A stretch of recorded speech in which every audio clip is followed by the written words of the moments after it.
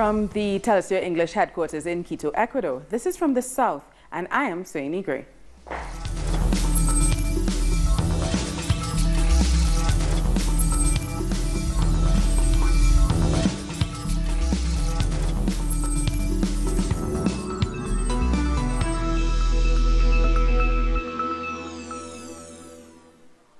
Venezuela's National Electoral Council has set April 22nd as the date for the presidential election. The announcement came just hours after the talks with the Venezuelan opposition in the Dominican Republic collapsed. One of the main points of disagreement in Santo Domingo was the election date, with the opposition asking for the vote to be held in June. It is still not clear which opposition parties will take part. Nos comprometemos. We commit, as always, to guarantee all democratic conditions so that any difference during this coming electoral process can be solved through the people's vote, so that their voice, sacred and absolute, can be heard and that the people of Venezuela can decide our fate. We commit to the people of Venezuela and with everyone that has contributed to this collective effort. The National Electoral Council has been in permanent session since Monday and has analyzed a possible election date. Today, we have decided and we call for the presidential election to be held on April 22nd. Our correspondent, Freddie Gillingham, has more from Caracas. So Venezuela's presidential elections of 2018 will officially be taking place on April 22nd. This was officially confirmed by the National Electoral Council at around 7:30 p.m. in the evening of Wednesday. It comes just after dialogue between the opposition and the government came to no fruition. No agreement was signed by the opposition. However, a government delegation flew back to Caracas on Tuesday evening, having declared that they had signed their part of the agreement. Whether the opposition are going to be going forward in these polls with a single candidate to run remains to be seen. We know that the Venezuelan government have put forward as their only candidate Nicolas Maduro. We'll just have to wait and see how the opposition react to this date. We can definitely predict that they probably wanted this election to take place a lot later, as they are looking quite fractured at the moment. Campaigning is set to be beginning on April the 2nd. We will be bringing you direct updates from across the country in the lead up to that date. As we heard there, the dialogue between the Venezuelan government and opposition was suspended indefinitely on Wednesday. The president of the Dominican Republic, Danilo Medina, who had been hosting the talks, said it had not been possible to get both sides to sign a document that contained the points which had already been negotiated. President Nicolas Maduro has expressed his desire to continue dialogue, even telling me that he is prepared to implement all of the agreements included in the document that the government signed yesterday, even without the signing of the opposition. The opposition has asked that we not close the doors of dialogue, that we leave a window open to continue working. We from the Dominican Republic and the accompanying countries are always in favor of dialogue. We understand that the path for Venezuela's reconciliation can begin with agreements which can be reached at a negotiation table. I spoke to the President of the Dominican Republic, Danilo Medina, and President Danilo asked me for something for the agreement, and I said, I agree, it's okay, I concede these points. You have my word, and I'm going to respect all parts of this agreement, and I hope that part of the opposition will have a think about this. I have given precise instructions to Communications Minister Dr. Jorge Rodriguez so that we give all the electoral guarantees to all the candidates who register, so that all the international commissions come in coordination with the electoral power, a point that was established in the agreement. So let's have a closer look at what was included in the Santo Domingo agreements. Both sides had agreed on working together to review and get rid of the sanctions against the country imposed by other nations. A second part included a series of guarantees for the presidential elections, which the opposition had pushed for, including an observer mission. And another key issue that was also a demand by the opposition was to reach a peaceful coexistence between the opposition-controlled National Assembly and the National Constituent Assembly.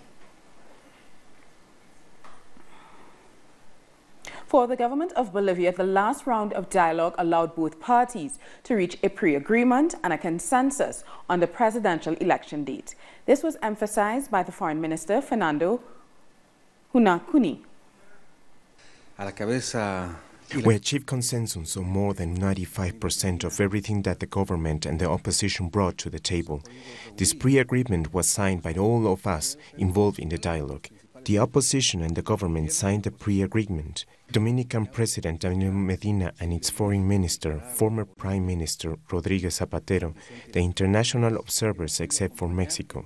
We signed a pre-agreement that showed a great process. One thing that was missing was to agree on the election date. Before this last meeting, we agreed on the 22nd of April. We had a general consensus that allows to call for an election.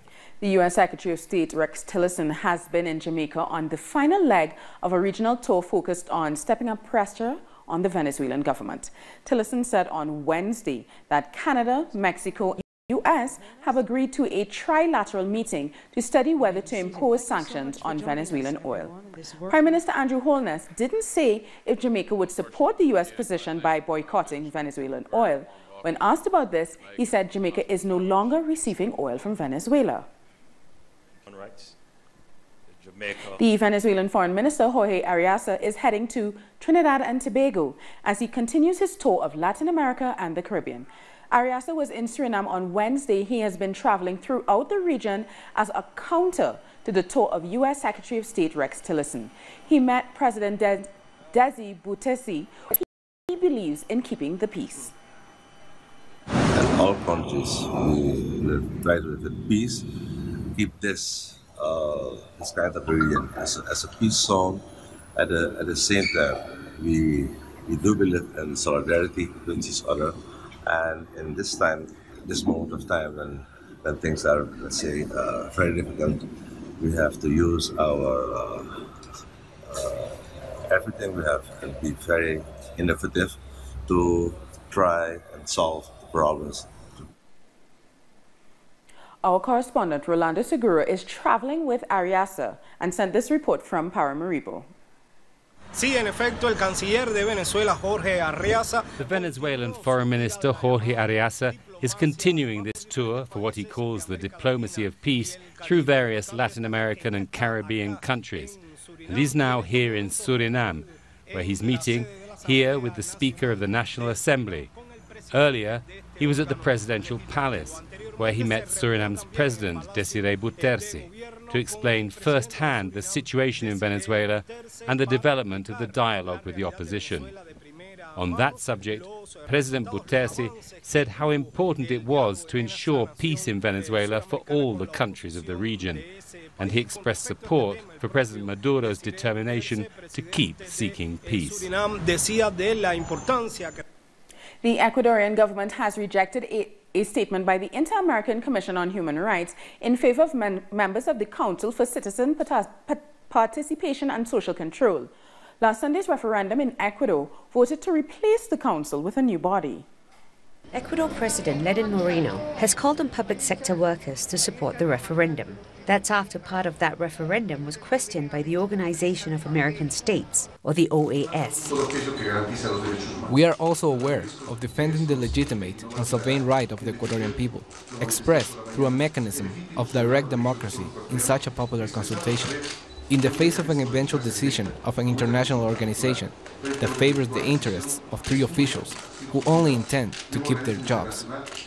The Vice President of the Council for Citizen Participation, who is one of the 3 members who opposed the referendum, has called on the Inter-American Court of Human Rights to take a position. We will wait until the court announces provisional measures, and what that would do is force the Constitutional Court to break the silence and rules on question 3.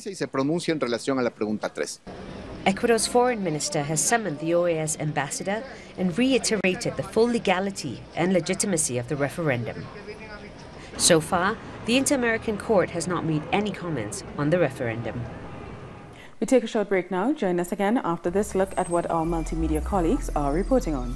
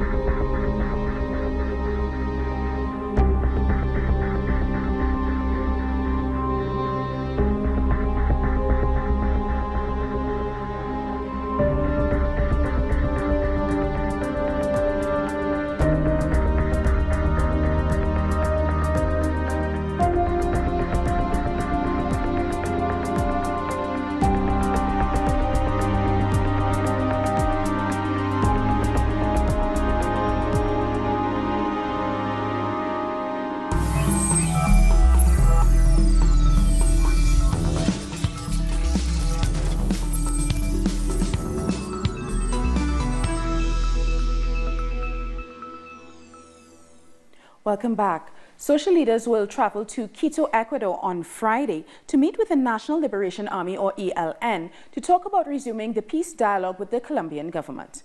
The group says Colombian President Juan Manuel Santos authorized the trip. The delegates traveling to Quito are proposing both sides take measures to decrease verbal and military confrontation. They're also asking for a new ceasefire agreement. Informal housing neighborhoods in Puerto Rico have grown after Hurricane Maria in September of last year, and people are waiting for a response from the government. Authorities are trying to keep illegal buildings from flourishing in Hurricane Maria's wake, but there's no clear solution. Maria destroyed an estimated 472,000 homes, and most of its victims lack the insurance to rebuild their properties. Evo Morales' wide social base is preparing for a day of a countrywide mobilization in support of his run for a third term as president. For more on this, we have a report from Freddy Morales in Bolivia. Social organizations which constitute the social base of the government of Evo Morales announced simultaneous mobilizations in the country's largest cities on the 21st of this month. The mobilizations will express their support for the possibility that Evo Morales may run as candidate for re-election in 2019. On the same day, the 21st of February, the political opposition is organizing mobilizations against the postulation of Evo Morales for re-election.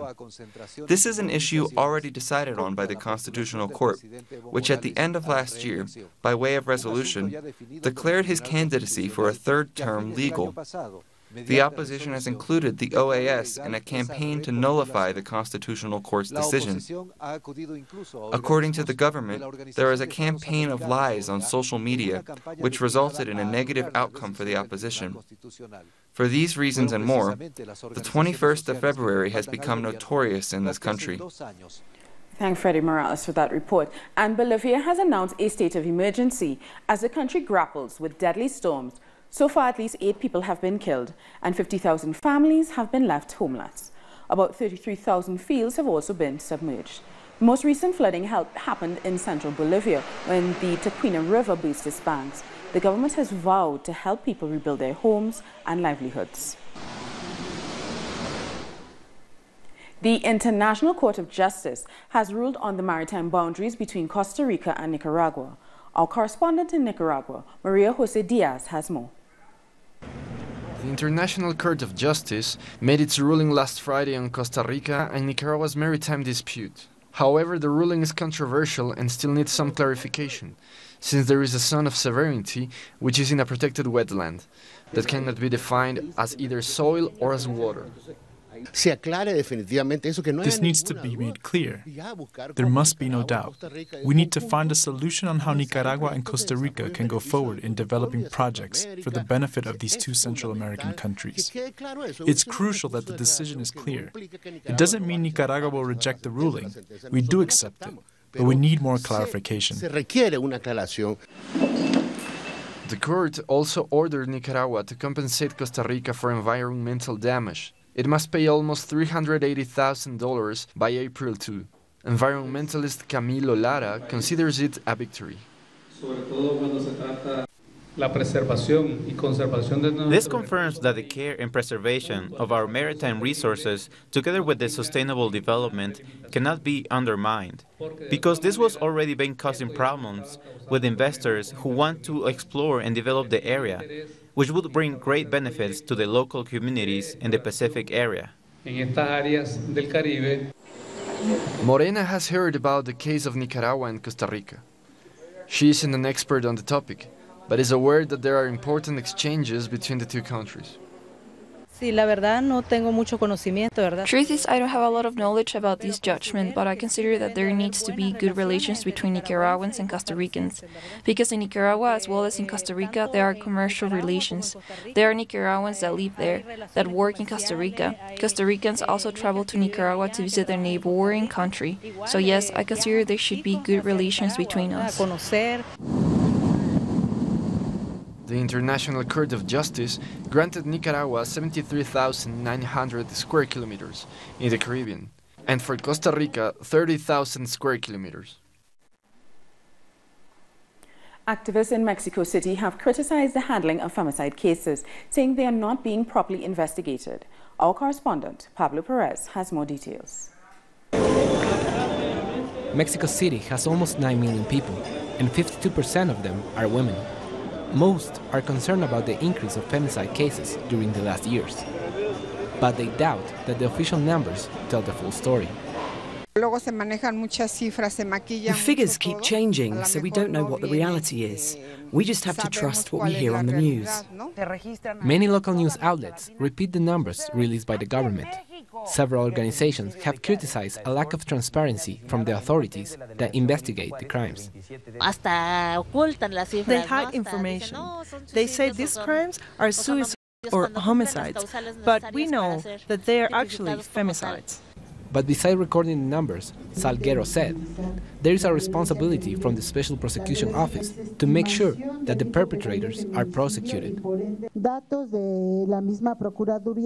Data from the prosecution's office show that in 4 years, 576 women have been murdered in Mexico City. But this office only investigated 237 cases as femicides. That means only 36% of the cases were investigated as femicide, so the real numbers are hidden.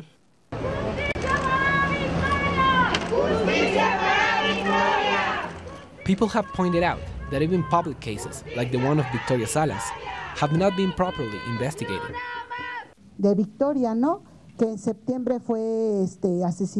Victoria was killed in September, and it was obvious that it was femicide. They found her at Talplan Hotel. It has taken 5 months for her case to reach the Special Prosecution Office for femicides. This shows complete indifference. Mexico City has pioneered criminalizing gender violence and investigating these cases as femicides. But some say that this achieves nothing if it does not result in prosecutions.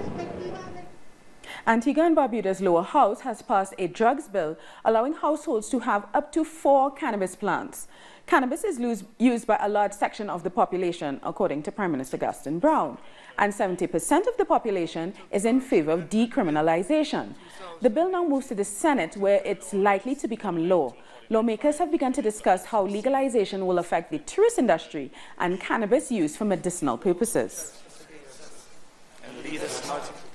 There is a controversy in Guatemala due to the government's intentions to declare youth gangs known as maras as terrorist organizations. More on this in the next report. The recently appointed Minister of Interior in Guatemala, Enrique Degenhardt, has announced that he will promote reforms to the country's penal code so the youth gangs, known as maras, will be considered terrorist groups. The Human Rights Council of Guatemala considered this measure impossible, because they say this has not worked positively in other countries like El Salvador and Honduras. The information that we have in the analysis is that these programs have failed. In other countries, it hasn't had the expected impact. On the contrary, this has made the situation worse. Terrorism is not a term that is in the citizens' vocabulary. Other social sectors consider that 2 measures should be taken regarding maras, a reactive policy and a preventive one. Otherwise, by declaring them terrorists, they're just capturing gang members, but there will be thousands enrolling behind them, until the state and the society do something about the social causes that lead the youth to become maras. I think we should empower ourselves to discuss these topics, about why this problem arises, and not only judge the people that at some point are doing criminal acts. Another social activist assures that the fact that the state wants to qualify youth gangs as terrorists is only to justify the criminalization of any group that protests. When they talk about maras, it's just a pretext so they can modify the penal code to limit people's freedom of speech and the right for human rights activists to protest in Guatemala. The lower house would have to make legal reforms to declare youth gangs or maras as terrorist groups. However, the civil society is pressuring the government so the youth is no longer being criminalized, but instead giving more opportunities to develop. We take one last short break. Join us after a look at what our multimedia team is reporting on.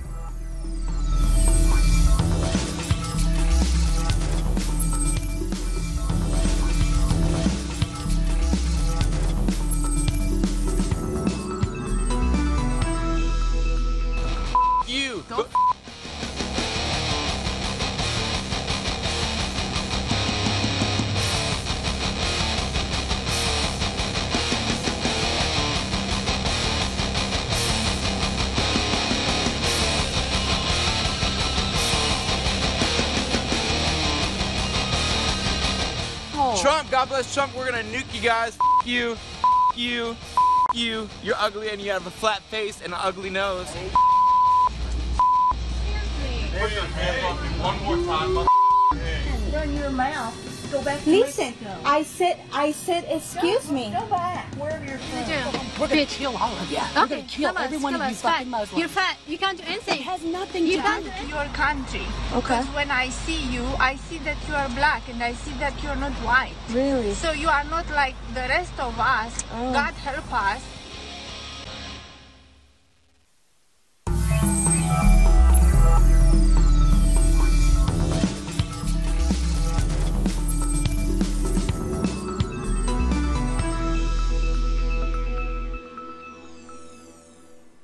Welcome back. The biggest workers' union in Germany has won the right to work 28 hours a week, along with a pay hike of 4%. Europe's largest industrial union, IG Metall, and the Workers' Federation have agreed to reduce working hours from 36 hours to 28 hours a week for 2 years. For now, the deal covers some 900,000 workers. The union has been demanding an improved work-life balance to take care of their families better. And rescue workers in Taiwan are still searching for missing people in the aftermath of Tuesday's earthquake. Efforts are now being concentrated on this building in Hualien City, which is teetering on its edge. Search operations have also been hampered by aftershocks. At least 10 people have been killed and more than 100 injured from the 6.4 magnitude tremor. The Taiwanese government has announced that it will inspect all the buildings to assess their safety standard. Now let's have a look at some other stories from around the world. Democratic Republicans in the U.S. Senate have reached an agreement for government spending worth $300 billion for the next 2 years. The deal still needs to be approved in both the chambers of the Congress. If passed, this will avert government shutdown like last month. It's been a painstaking and months-long process. It has required concessions, sometimes painful, by both sides. But at the end of the day, I believe we have reached a budget deal that neither side loves, but both sides can be proud of.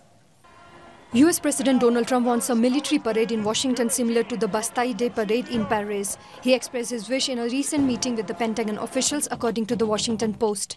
Many have criticized the idea, including the mayor of Washington, who said just like the wall, he will have to pay for it.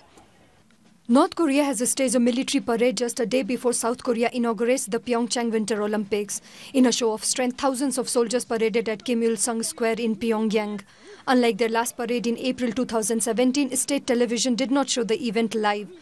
There has been speculation ahead of the Olympics over possible talks between North Korea and the United States, but the North says there will be no such talks.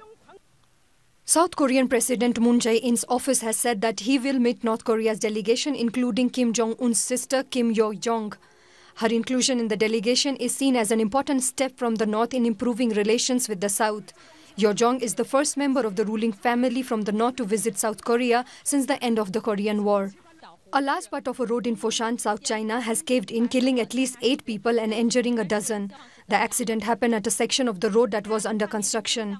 A leaking water pipeline underneath the road is believed to have caused the collapse. The trial of Paris attack suspect Salah Abdel Salam has resumed in Brussels for a shootout with police in March 2016. Abdel Salam, the only surviving suspect in the November 2015 attacks in Paris, refused to attend the court hearing. The court had to begin proceedings without him as lawyers presented his case. Brazil is gearing up for Carnival. Even a 2-year economic contraction won't stop the revelers in Rio de Janeiro. Business is thriving at open-air markets and carnival stands as people pick up popular party items like masks and makeup. Carnival kicks up this Friday until Saturday. And we've come to the end of this morning's news brief. For these and many other stories, you can find them on our website at telesiotv.net/English. And join us on social media, Facebook, Twitter, and Instagram. For Telesio English, I'm Sani Gray. Thank you so much for watching.